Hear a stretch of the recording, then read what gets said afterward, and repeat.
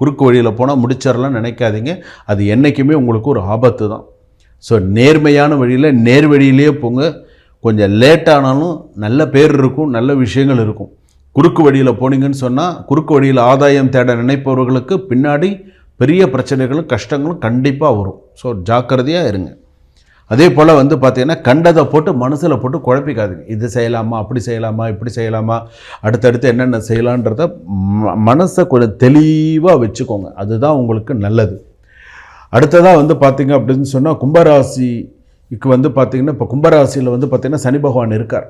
இப்போ சனி அங்கே அதில் இருக்கும்பொழுது பார்த்திங்கன்னா சொத்து சம்பந்தமான விஷயங்கள்லாம் நிறையா பிரச்சனைகள் வரும்.